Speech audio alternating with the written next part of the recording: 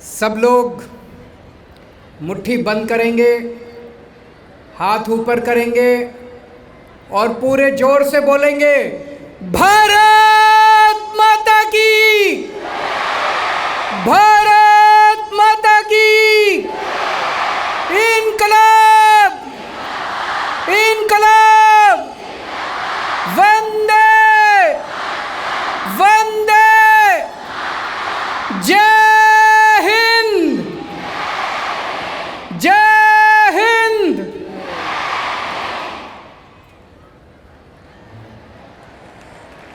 आज़ादी के 75 साल सभी देशवासियों को बहुत बहुत मुबारक हो।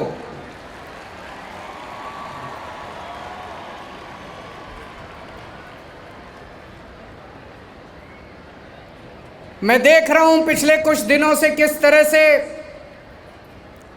देश भर के अंदर जबरदस्त उल्लास है, खुशी है, हर्ष है। चारों तरफ लोग अपने अपने तरीके से आज़ादी के 75 साल मना रहे हैं। हवाओं में देशभक्ति है, फिजाओं में देशभक्ति है, चारों तरफ देशभक्ति का जुनून है। ये समय है उन शहीदों को याद करने का, उन लोगों को याद करने का जिन्होंने देश को आज़ाद कराने के लिए अपनी जान न्यौछावर कर दी।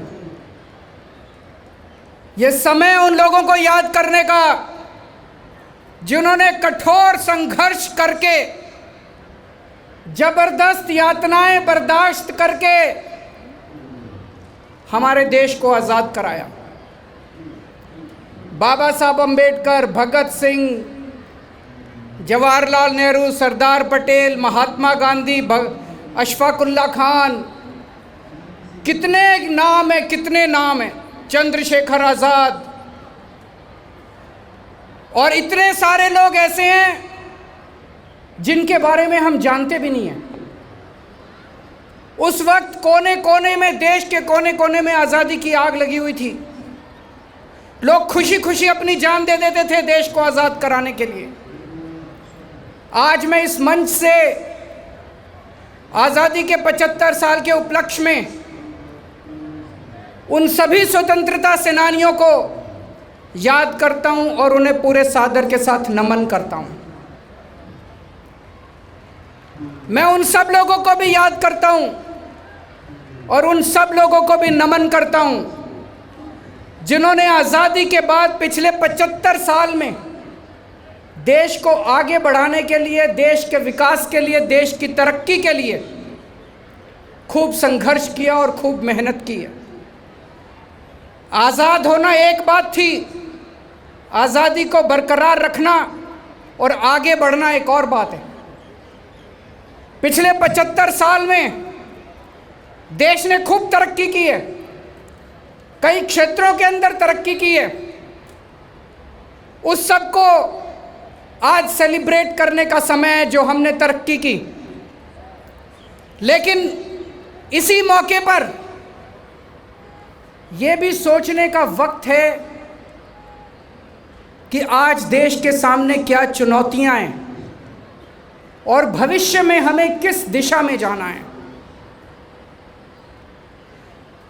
75 साल किसी भी देश के जीवन में कोई बहुत बड़ा समय नहीं होता, लेकिन बहुत कम समय भी नहीं होता। 75 साल काफ़ी होते हैं। आज इस 75 साल के उपलक्ष्य में, आज़ादी के 75 साल के उपलक्ष्य में कई लोग प्रश्न पूछ रहे हैं, मन में प्रश्न आ रहा है। हम 75 साल पहले आज़ाद हुए, इन 75 सालों में कई और देश हमारे बाद आज़ाद हुए, वो हमसे आगे क्यों निकल गए? जैसे सिंगापुर, हमसे 15 साल बाद आज़ाद हुआ सिंगापुर, 15 साल बाद हमसे आगे क्यों निकल गया? जापान सेकेंड वर्ल्ड वॉर में, द्वितीय विश्व युद्ध में जापान पूरी तरह से ध्वस्त हो गया था, नेस्तनाबूद हो गया था। हिरोशिमा और नागासाकी के ऊपर न्यूक्लियर बॉम्ब डाले गए थे, पूरी तरह से बर्बाद हो गया था। उसके बावजूद जापान आज हमसे आगे क्यों निकल गया? जर्मनी, सेकेंड वर्ल्ड वॉर में जर्मनी खत्म हो गया था, हिटलर के बाद जर्मनी खत्म हो गया था। आज जर्मनी हमसे आगे क्यों निकल गया? हमारे में कोई कमी थोड़ी है, हम किसी से कम थोड़ी हैं, भारत के लोग किसी से कम थोड़ी हैं। भारत के लोग दुनिया के सबसे इंटेलिजेंट लोग हैं।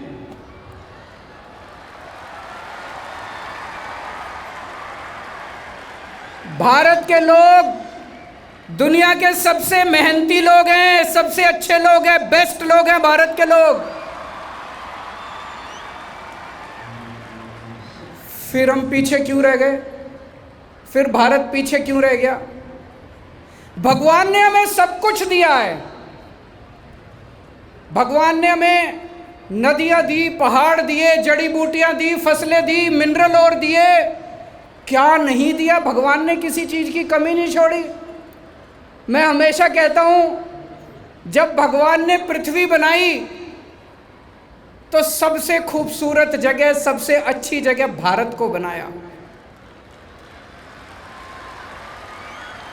और जब भगवान ने इंसान की रचना की, इंसान को बनाया, तो सबसे शानदार लोग, सबसे इंटेलिजेंट लोग उसने भारत में बनाए।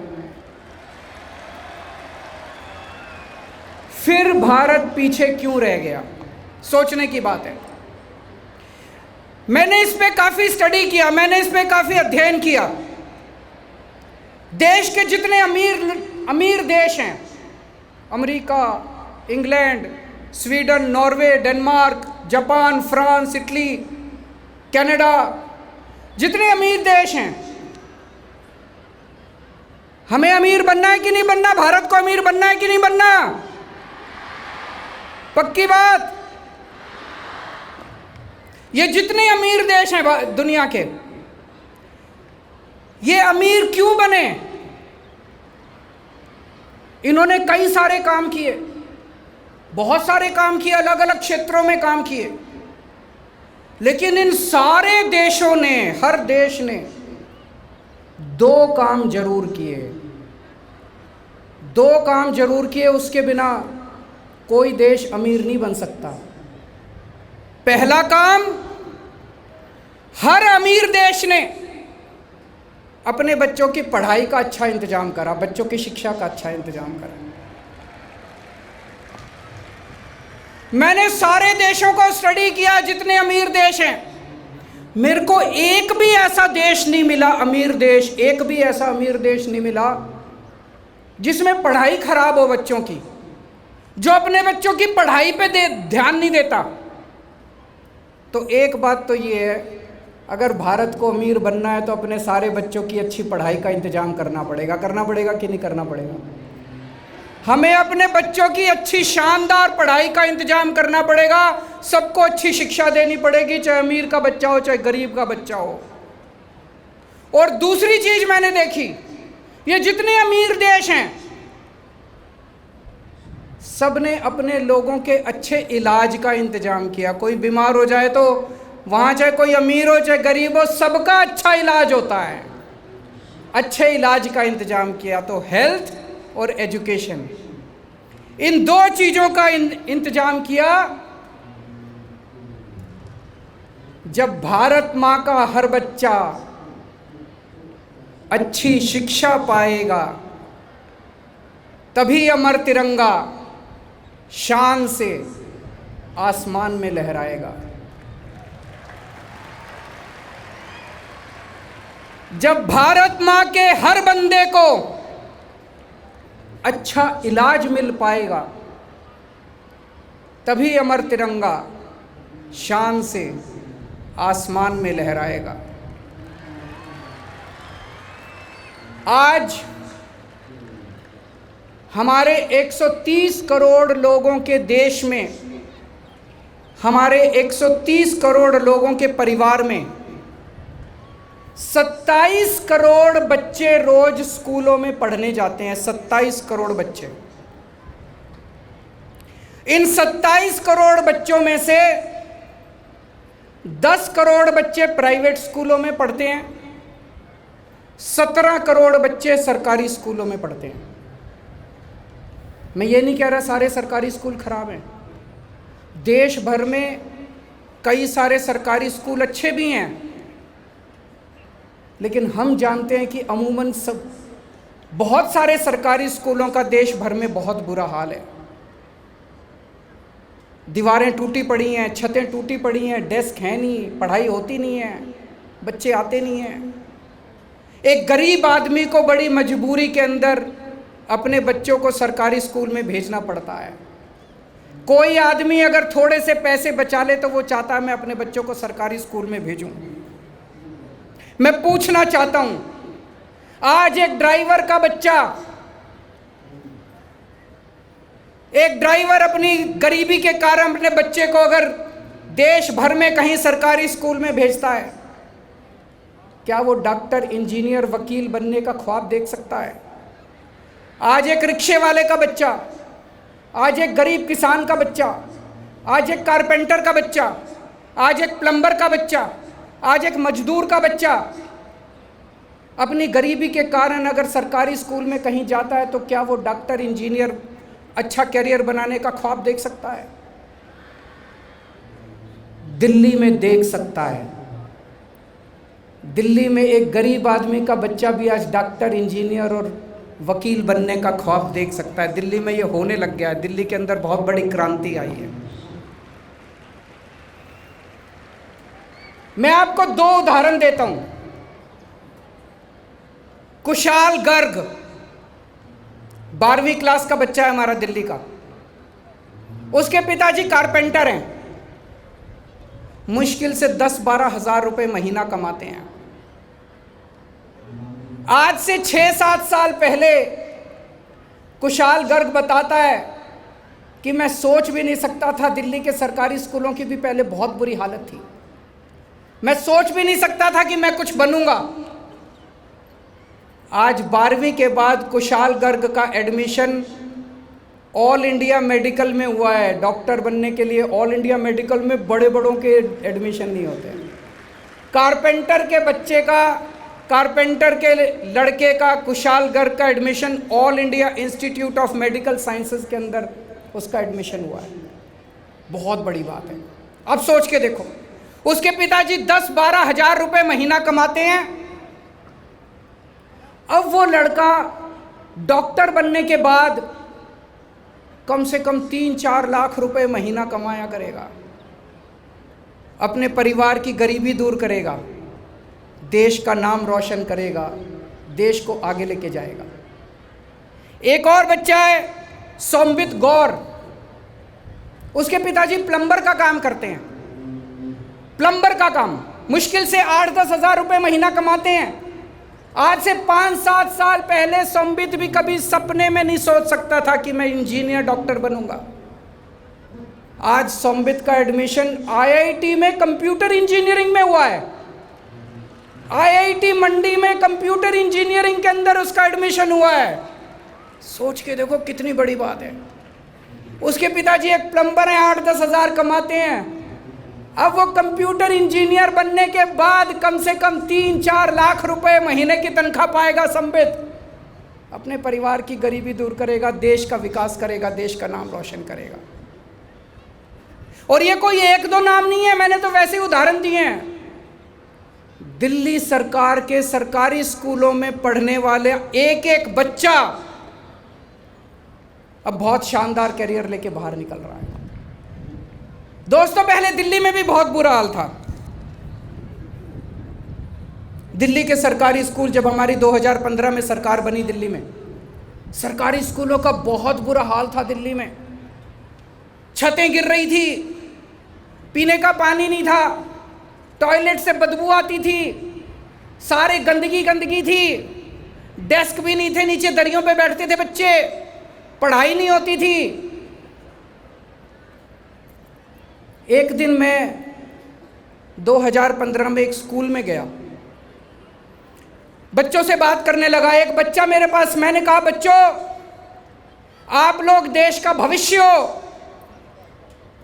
एक बच्चा आया मेरे पास, कहता नहीं सर आप गलत बोल रहे हैं, देश का भविष्य तो वो प्राइवेट स्कूल में पढ़ने वाले बच्चे हैं, हम तो सरकारी स्कूल में पढ़ते हैं, हम देश का भविष्य नहीं है। मेरे को ऐसे लगा जैसे किसी ने मेरे दिल के अंदर तीर मार दिया हो। बहुत दुख हुआ मुझे, बहुत ज़्यादा दुख हुआ मुझे। चारों तरफ निराशा ही निराशा थी। टीचर्स में निराशा, बच्चों में निराशा, पेरेंट्स में निराशा। मैंने मनीष सिसोदिया जी को बुलाया। मनीष सिसोदिया जी एजुकेशन मिनिस्टर। मैंने उनका कहा मनीष जी आप एक पूरा प्लान बनाइए, हमें सबसे पहली तवज्जो शिक्षा को देनी है। 5 साल के अंदर हमारे दिल्ली के सरकारी स्कूल देश के नहीं दुनिया के स्कूलों के मुकाबले में सबसे बेस्ट होने चाहिए। आप मुझे बताओ कितना पैसा चाहिए। उन्होंने पूरा प्लान बनाया। उन्होंने कहा मेरे को इतना पैसा चाहिए। मैंने उसको 5 साल में बांटा और हमने अपने बजट का 25%, 100 रुपये का अगर बजट था तो 25 रुपये हमने बच्चों के स्कूलों के ऊपर खर्च कर दिए। 25% बजट हमने उनको दे दिया। और भी बहुत सारे काम किए, बजट दिया, टीचर्स की ट्रेनिंग कराई, प्रिंसिपल्स को विदेशों में भेजा ट्रेनिंग के लिए, बहुत सारे काम किए। और आज दिल्ली के अंदर शिक्षा का ये आलम है। पिछले साल दिल्ली सरकार के स्कूलों के नतीजे 99.7% नतीजे आए हैं दिल्ली सरकार के स्कूलों के। कमाल कर दिया इन बच्चों ने, कमाल कर दिया बच्चों ने हमारे सरकारी स्कूल के। 4 लाख बच्चों ने प्राइवेट स्कूलों से अपना नाम कटा के सरकारी स्कूल में भर्ती हुए हैं। 4 लाख बच्चे प्राइवेट। इसका मतलब अब केवल गरीबों के बच्चे नहीं आ रहे स्कूलों में, सरकारी स्कूलों में, अब पैसे वाले भी अपने बच्चों को सरकारी स्कूलों में भेज रहे हैं। इसका मतलब सरकारी स्कूल बड़े शानदार हो गए। अमेरिका के राष्ट्रपति इंडिया आए अपनी वाइफ के साथ।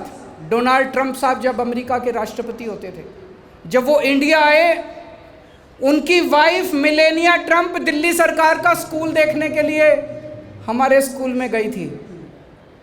कुछ अच्छा ही कर रहे होंगे इसीलिए गई थी, नहीं तो वो सारे दूसरे स्कूलों में नहीं जाती। अभी कुछ दिन पहले जब मैं उसी स्कूल में गया जिस स्कूल में मैंने बताया, एक बच्चे ने मेरे को कहा कि सर ये देश का भविष्य तो प्राइवेट स्कूल वाले बच्चे होते हैं। मुझे वो बच्चा दोबारा मिला, कहता सर अब लगने लगा है कि देश का भविष्य हम भी हैं, देश का भविष्य सरकारी स्कूल के बच्चे भी हैं। आज दिल्ली के स्कूलों के अंदर जो ऊर्जा है, जो पॉजिटिव एनर्जी है, जबरदस्त पॉजिटिव एनर्जी है। 18 लाख बच्चे दिल्ली के सरकारी स्कूलों में पढ़ते हैं। 60,000 टीचर्स और उनके परिवार, 50 लाख लोग मिलकर दिल्ली को आगे बढ़ा रहे हैं। 50 लाख लोग, उनके माँ बाप, बच्चे, टीचर्स, इनके सबके परिवार, चारों तरफ खुशी खुशी है, चारों तरफ पॉजिटिव एनर्जी है। और ये कारनामा केजरीवाल ने और मनीष सिसोदिया ने नहीं किया, ये किया हमारे पेरेंट्स ने, हमारे बच्चों ने, हमारे टीचर्स ने, हमारे प्रिंसिपल्स ने। उन सबको बहुत बहुत बधाई। ये करिश्मा अब देश में भी हो सकता है, पूरे देश में हो सकता है। हमारे देश के सरकारी स्कूलों में जो 17 करोड़ बच्चे पढ़ रहे हैं, आज जिन 17 करोड़ बच्चों का भविष्य का कुछ नहीं पता, आज उन 17 करोड़ बच्चों का भविष्य अंधकार में है। ये 17 करोड़ बच्चों का भविष्य भी जगमगा सकता है, ये भी आगे बढ़ सकते हैं। दिल्ली ने करके दिखाया, जैसे दिल्ली ने करके दिखाया ऐसे पूरे देश के अंदर रोशनी आ सकती है। शर्त यह है कि आज 175वीं वर्षगांठ के ऊपर, आज़ादी की 75वीं वर्षगांठ के ऊपर अपने देश के 130 करोड़ लोगों को आज संकल्प लेना पड़ेगा कि हमें भारत को दुनिया का नंबर 1 देश बनाना है। अगर हम सारे मिलकर संकल्प लेते हैं कि हमें भारत को दुनिया का नंबर 1 देश बनाना है, तो अगला संकल्प लेना पड़ेगा कि हमें भारत के हर बच्चे को, चाहे वो गरीब का हो चाहे अमीर का हो, उसको हर बच्चे के लिए अच्छी शिक्षा का इंतजाम करना पड़ेगा और फ्री शिक्षा का इंतजाम करना पड़ेगा, हर बच्चे के लिए करना पड़ेगा। देश में 10 लाख सरकारी स्कूल हैं, 50 लाख सरकारी टीचर्स हैं, 17 करोड़ बच्चे पढ़ते हैं। इसके अंदर स्कूल तो हैं, टीचर भी हैं, बच्चे भी हैं, सब कुछ हैं। सिस्टम खराब है। दिल्ली में भी सिस्टम खराब था, ये सिस्टम ठीक करना पड़ेगा। हम दिल्ली वालों को सिस्टम ठीक करना आ गया, अब भारत को सिस्टम ठीक करना आ गया। हमने दिल्ली में सिस्टम ठीक करके दिखाया है, अब पूरे देश का सिस्टम ठीक करना है अपने को, सबको मिलकर पूरे देश के सारे सरकारी स्कूलों को ठीक करना है। और ये 5 साल में हो सकता है। जैसे दिल्ली में 5 साल में सरकारी स्कूल ठीक हुए, ऐसे पूरे देश के 5 साल के अंदर सरकारी स्कूल ठीक हो सकते हैं। शर्त केवल ये है कि हम सब लोगों को इस बात का संकल्प लेना पड़ेगा कि शिक्षा को सबसे ज्यादा प्राथमिकता देनी है। दिल्ली वालों ने एक और बड़ा काम करके दिखाया। बेरोजगारी की समस्या पे एक बहुत अच्छी शुरुआत हुई है। हमने दिल्ली के सरकारी स्कूलों के अंदर बच्चों को बिजनेस करना सिखाया। हर साल लगभग 2.5-3 लाख बच्चे दिल्ली में रोजगार की मार्केट में आते हैं, जॉब की मार्केट में आते हैं, नौकरी ढूंढने के लिए निकलते हैं। बच्चे 12वीं क्लास करते हैं, फिर कॉलेज में जाते हैं, फिर बीए करते हैं, बीएससी करते हैं, बीकॉम करते हैं, एलएलबी करते हैं और फिर नौकरी ढूंढने के लिए निकल जाते हैं। नौकरी मिलती नहीं है। पढ़े लिखे बेरोजगारों की संख्या रोज बढ़ती जा रही है, बढ़ती जा रही है, बढ़ती जा रही है। क्या करें? तो हमने दिल्ली में 11वीं और 12वीं क्लास में बच्चों को बिजनेस करना सिखाया। हमने हर बच्चे को 2-2 हज़ार रुपये दे दिए। हमने बच्चों को कहा ये 2-2 हज़ार रुपये लो और कुछ बिजनेस करने की सोचो। आप लोगों को एक बार तो लगेगा, शुरू में तो मेरे को भी लगा था जब ये आइडिया आया, आपको लगेगा यार क्या 2,000 रुपये में कौन सा बिजनेस होता है। लेकिन उसमें बच्चे पार्टनर बनते हैं। 4 बच्चे इकट्ठे हो गए, 8,000 रुपये, 8,000 रुपये का कोई बिजनेस करते हैं। 10 बच्चे इकट्ठे हो गए, 20,000 रुपये हो गए, 20,000 रुपये का कोई बिजनेस करते हैं। मैं आपको उदाहरण देता हूं, आपको जान के 10 बच्चों ने मिलके, ये 10 बच्चे दिल्ली की लोअर क्लास कॉलोनी में थे। उन्होंने देखा हमारी कॉलोनी के अंदर, हमारे मार्केट में चोरियां बहुत हो रही हैं, दुकानों में चोरियां बहुत हो रही हैं। इन 10 बच्चों ने मिलकर अपनी टीम बनाई और इन्होंने अपनी कंपनी का नाम, इन्होंने कंपनी भी खोल ली।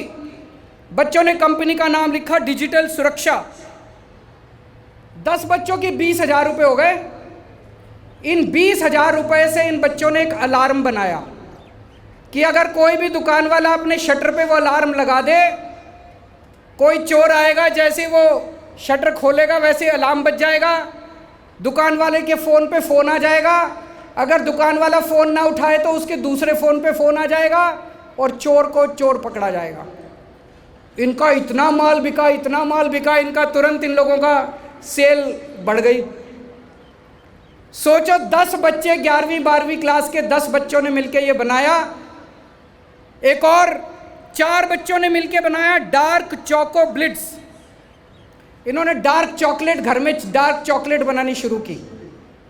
4 बच्चे मतलब 8,000 रुपये में 1.5 लाख रुपए की चॉकलेट बेच चुके हैं ये फेसबुक व्हाट्सएप अपने दोस्तों को इधर उधर मॉल में जाके।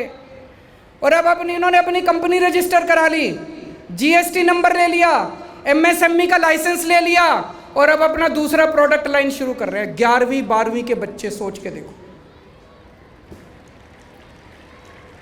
आज आप दिल्ली के सरकारी स्कूलों के 12वीं क्लास के बच्चों से बात करके देखो, एक भी बच्चा आपको ये नहीं मिलेगा जो कहेगा जी मैं स्कूल से कॉलेज से निकल के नौकरी ढूंढूंगा।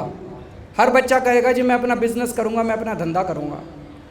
बहुत बड़ी बात है। आप सोचो कि अगर 2.5 लाख बच्चों ने बिजनेस करना चालू कर दिया, एक तो ये 2.5 लाख बच्चे नौकरी नहीं ढूंढेंगे और हर बच्चा कम से कम 3-4 को तो नौकरी देगा। मेरे को एक और बच्चा मिला, एक दिन एक स्कूल में गया, कहता है सर जब मैं 10वीं क्लास में था मेरे को बड़ी टेंशन होती थी, मैं पढ़ाई में बहुत ख़राब था, रात रात को नींद नहीं आती थी, मेरे को नौकरी नहीं मिलेगी, मेरे को नौकरी नहीं मिलेगी, मैं पढ़ाई में बहुत ख़राब हूँ। कहता है जब से आपने ये बिज़नेस क्लास शुरू करी है, कहता अब मेरे को टेंशन नहीं है, पढ़ाई में नंबर आए नहीं आए, अब मैं धंधा कर लूँगा, अब मैं पास आउट होने के बाद मेरे को कोई टेंशन नहीं है। सोचो हमारे देश के अंदर हर साल लगभग 1.5 से 2 करोड़ बच्चे नौकरी लेने के लिए मार्केट में निकलते हैं, जॉब्स मार्केट में निकलते हैं। अगर इन सब बच्चों को हम बिजनेस करना सिखा दें तो मुझे उम्मीद है 3 से 4 साल के अंदर हम अपनी बेरोजगारी की समस्या को दूर कर सकते हैं।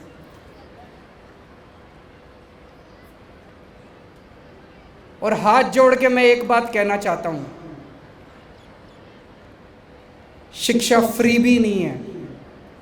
शिक्षा को फ्री भी मत कहिए, शिक्षा फ्री भी नहीं है। एक माँ बाप अपना पेट काट के अपने बच्चों को पढ़ाते हैं, एक टाइम की रोटी कम खा लेते हैं, बच्चे को पढ़ाते हैं। माँ बाप अपने बच्चे को फ्री भी नहीं देते। वो बच्चे को क्यों पढ़ाते हैं? वो बच्चे को पढ़ाते हैं ये बच्चा बड़ा होएगा,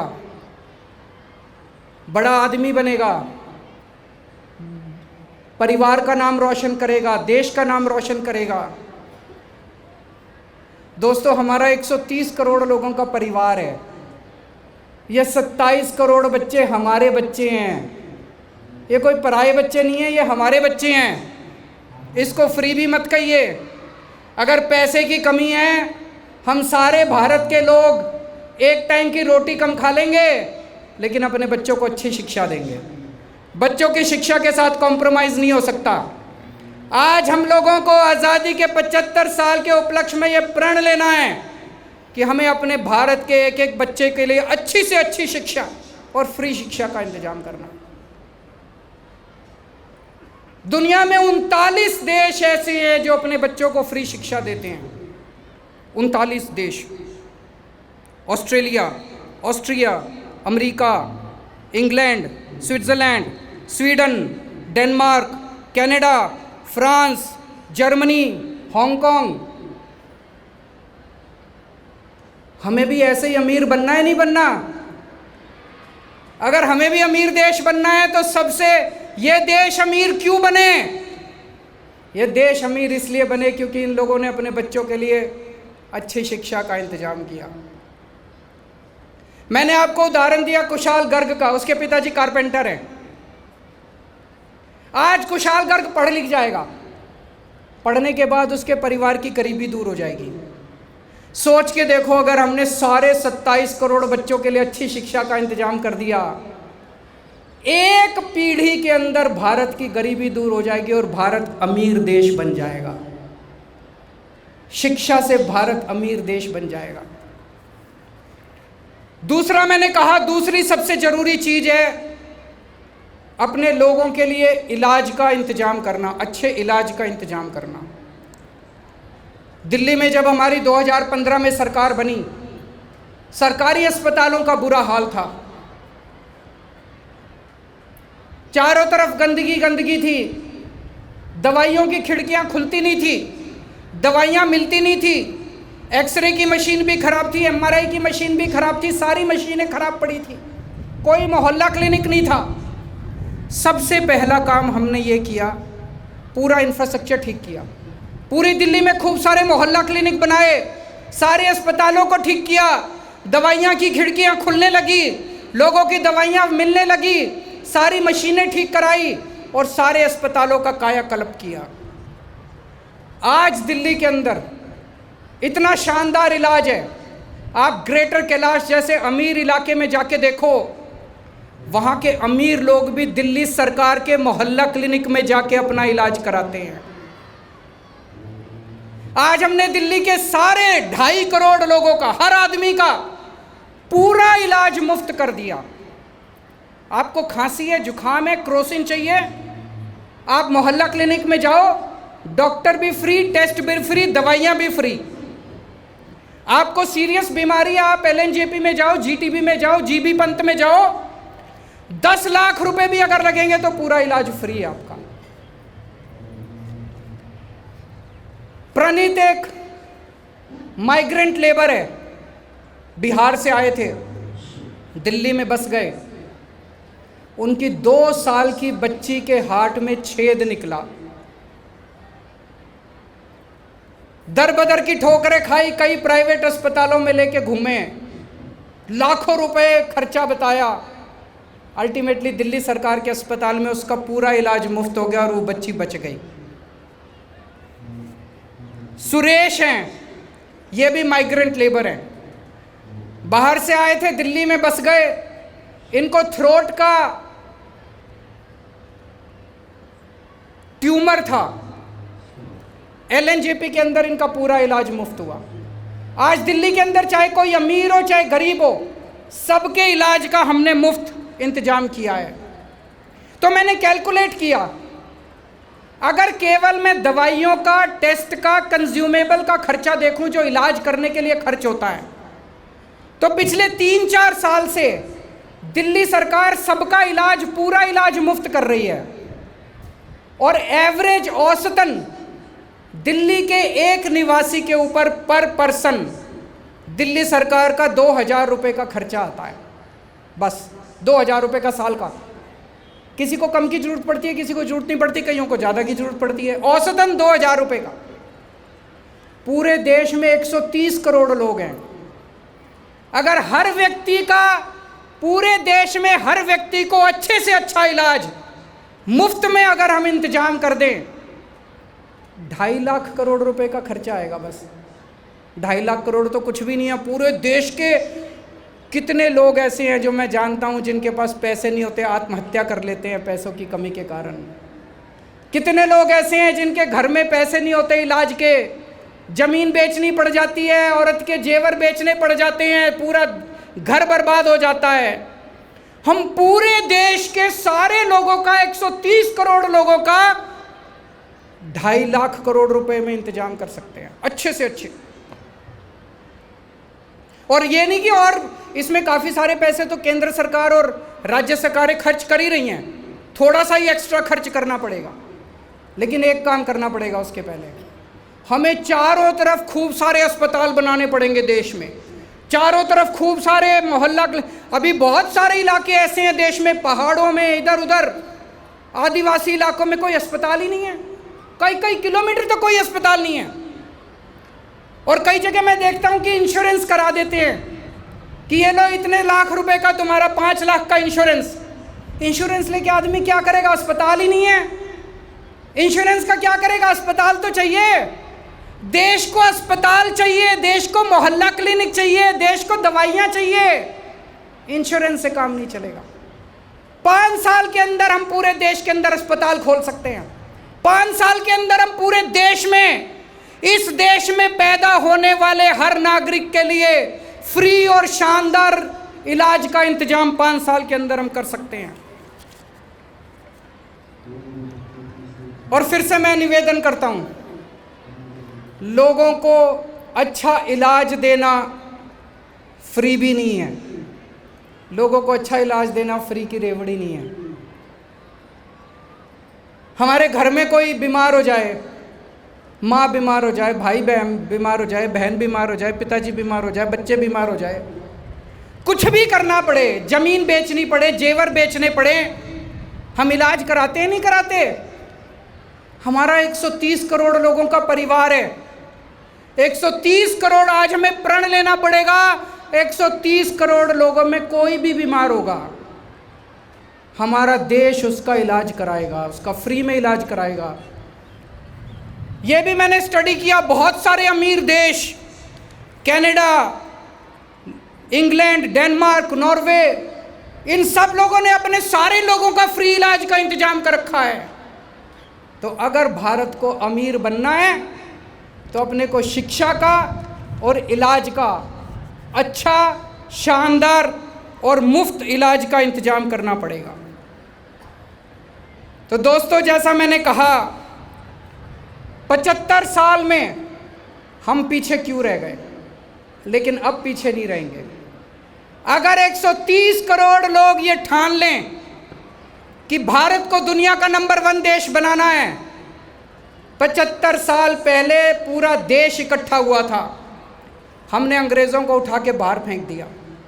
आज अगर पूरा देश इकट्ठा हो जाए तो भारत को दुनिया का नंबर 1 देश बनाने से कोई नहीं रोक सकता। दोस्तों, आने वाला समय भारत का समय, फ्यूचर बिलोंग्स टू इंडिया, और मुझे पूरा यकीन है बहुत कम समय में, आने वाले समय में भारत दुनिया का नंबर 1 देश बन के रहेगा।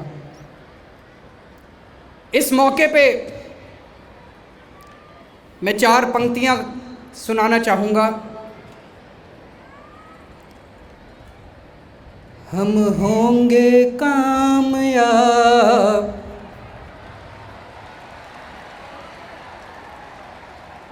हम होंगे कामयाब,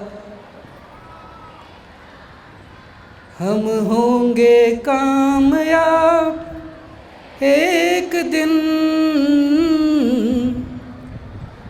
हो मन में है विश्वास, पूरा है विश्वास, हम होंगे कामयाब एक दिन। होगी शांति चारों ओर, होगी शांति चारों ओर, होगी शांति चारों ओर एक दिन। हो मन में है विश्वास, पूरा है विश्वास, होगी शांति चारों ओर एक दिन। हम चलेंगे साथ साथ, डाले हाथों में हाथ, हम चलेंगे साथ साथ एक दिन। हो मन में है विश्वास, पूरा है विश्वास, हम चलेंगे साथ साथ एक दिन। भारत माता की, भारत माता की, इनकलाब, इनकलाब।